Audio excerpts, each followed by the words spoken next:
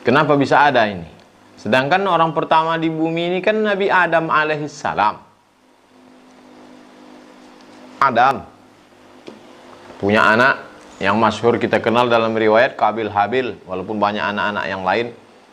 Lalu kemudian setelah itu masa Idris, Adam, Idris, Nuh.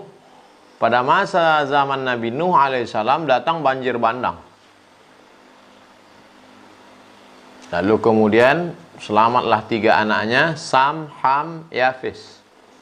Bisa dilihat kisah ini dalam kitab Al-Bidayah wan Nihayah, ditulis oleh Imam Abul Fida Ismail Ibnu Katsir. Tarikh sejarah. Lalu kemudian setelah Nabi Nuh alaihissalam meninggal dunia, mulailah umat Nabi Nuh ini rindu kepada Nabi Nuh. Dibuatlah patung. Patung anak cucu Nabi Nuh itu menjadi orang-orang soleh, orang-orang baik, namanya Wad, Suwa, Ya'uth, Ya'uq.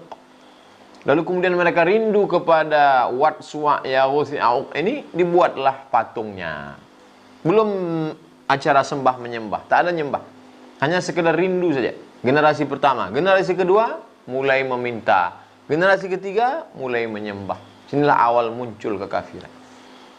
Begitu ajaran Nabi yang lama itu hilang, datang Nabi yang baru menghidupkan lagi.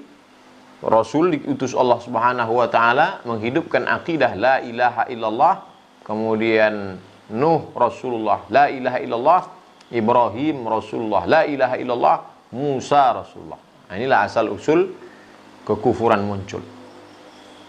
Lalu Yahudi ini datangnya dari mana? Nabi Ibrahim alaihissalam punya anak namanya Ishak. Ishak punya anak namanya Yakub. Yakub punya nama satu lagi, nama Yakub adalah Israel. Maka cucu cicit anak keturunan Yakub disebut dengan Bani Israel. Lalu kemudian Yakub punya anak namanya Yusuf. Yusuf punya saudara laki-laki namanya Yahuza. Cucu cicit keturunan Yahuza disebut dengan Yahudi. Maka setiap Yahudi adalah Israel. Setiap Israel adalah Yahudi, tapi tidak setiap Yahudi adalah Israel. Inilah asal usul keturunan.